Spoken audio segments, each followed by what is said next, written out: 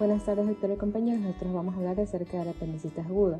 Bueno, la apendicitis aguda, como dice su nombre, consiste en la inflamación del apéndice cecal, que es un pequeño saco localizado en el intestino grueso. Ahora, debido a que esta patología necesita una resolución quirúrgica, es necesario realizar un buen examen físico para que su diagnóstico sea lo más preciso posible.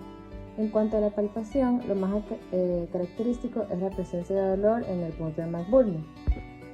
Este se encuentra en la unión del tercio externo con los dos tercios internos de una línea que se traza entre la espina ilíaca derecha hasta lo que es el ombligo, sería en esta parte de aquí. Presionamos esta zona y pues si el paciente presenta dolor, aquí ya tenemos la sospecha de una apendicitis. Junto al signo de McBurney encontramos otros diferentes que permiten sustentar el diagnóstico, ya que existen también la alta sospecha de una peritonitis localizada. Entre estos signos tenemos el signo de psoas. Aquí en este signo colocamos al paciente en decúbito lateral izquierdo, de manera que al extender el miembro inferior derecho, el paciente va a presentar dolor a nivel de la fosa ilíaca derecha.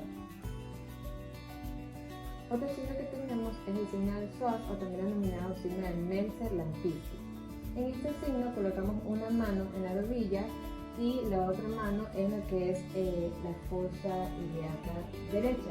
Y bueno, aquí vamos a pedir al paciente que eleve su miembro inferior de esta manera, una mano aquí y la otra mano en la fosa ilíaca. Le pedimos al paciente que eleve su miembro inferior derecho y pues el paciente, al hacer nosotros contrarresistencia, el paciente va a presentar dolor en la fosa ilíaca derecha, pues de ahí sospechamos de una apendicitis. Signo del obturador. Este signo provoca dolor en la zona cercana al músculo obturador por la zona ilíaca derecha al realizar un movimiento de flexión de la pierna derecha de esta manera, en la que queda un ángulo de 90 grados y posteriormente hacemos una rotación externa. Signo de Dunphy. Se denomina la presentación de dolor en la fosa ilíaca derecha en el momento en el que solicitamos al paciente que tosa.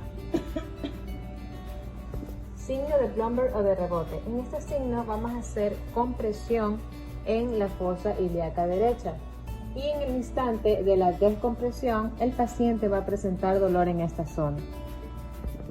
Signo de Ott.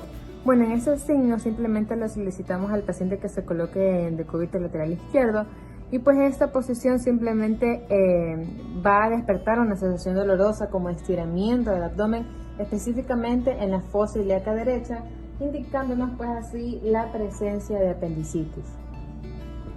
Signo de Robson. En este signo simplemente al realizar compresión en la fosa ilíaca izquierda, en esta parte, el paciente va a referir en cambio un dolor localizado en la fosa ilíaca derecha. Signo de Aron. Este signo consiste en la palpación de la fosa ilíaca derecha, en esta región, en la que va a despertar, al momento de presionar, va a despertar un dolor en el epigastrio y también puede despertar un dolor a nivel de la zona precordial. Y por último, uno de los signos más comunes es el signo de Chutro, en donde simplemente observamos una desviación de la cicatriz umbilical hacia el lado derecho del abdomen, lo que nos va a indicar así una irritación peritoneal. Y bueno, si bien todos estos signos son muy útiles para lo que es el diagnóstico de la enfermedad, hay que destacar que hay ciertas personas que pueden tener variaciones anatómicas, con lo que las características del examen físico podrían no ser muy determinantes. Gracias. En cuanto a la percusión del abdomen, como ya sabemos, se realiza con un dedo que apoya, el cual es el plexímetro, y uno o dos dedos que golpean, que son los percutores. Se empieza por debajo del apéndice sifoides y avanzamos de manera lineal hasta el hipogastrio. Volvemos al apéndice sifoides y partimos en otra dirección. De esta manera se realiza una percusión radiada.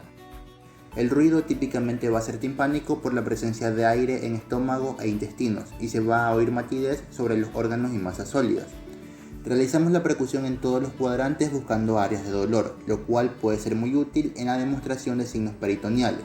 Por ejemplo, el simple toque producido por la percusión puede ser suficiente para obtener el signo de rebote en la fosa ilíaca derecha, el cual puede ser característico en este caso de una apendicitis. La auscultación del abdomen nos permite valorar ruidos derivados de la motilidad intestinal y posibles soplos vasculares. Se efectúan antes de la percusión y palpación, ya que estas pueden alterar los ruidos intestinales. Los focos que vamos a auscultar van a ser la aorta abdominal, la bifurcación de la aorta, la arteria ilíaca derecha e izquierda, la arteria femoral derecha e izquierda, arterias renales derecha e izquierda. Para dar un ejemplo de las arterias que se van a auscultar, vamos a tener aquí la aorta, en estos puntos de acá vamos a tener las arterias renales,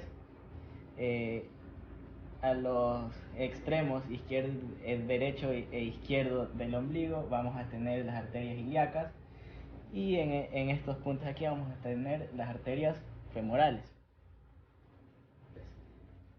Para la respectiva auscultación debemos colocar el diafragma del estetoscopio previamente calentado sobre el abdomen, ejerciendo una suave presión. Se debe explorar también la presencia de soplos en el trayecto aórtico, ambas arterias ilíacas y arterias renales.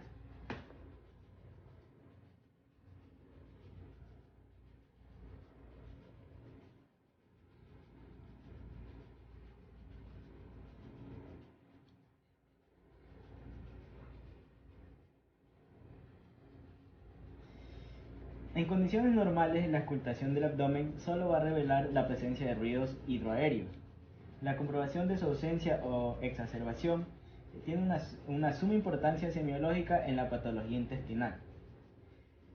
Al escuchar los ruidos intestinales se va a notar la frecuencia y el carácter entre 5 a 34 por minuto. Si se escucha más de 34 se va a reportar como aumento de ruidos intestinales, y si se escucha menos de 5 por minuto se va a reportar una disminución de estos. Si no se escucha ruidos a lo largo de 5 minutos se va a reportar como ausencia de ruidos intestinales o silencio abdominal. Hay ocasiones en las que se van a escuchar gorgoteos, los cuales van a ser prolongados y de un bajo tono. Estos son denominados borborigmos gástricos. Estos borborigmos se van a producir por un aumento de los ruidos intestinales en la gastroenteritis, en las primeras fases de la obstrucción intestinal y en situaciones de hambre. Los ruidos de tintineo de tono elevado van a indicar la presencia de líquido y aire a presión en el intestino, como en las primeras fases de la obstrucción. En la peritonitis y el ilio paralítico hay disminución de estos ruidos intestinales. La ausencia de los ruidos intestinales junto a la presencia de dolor abdominal y rigidez se asocia a una urgencia quirúrgica, tales como la apendicitis.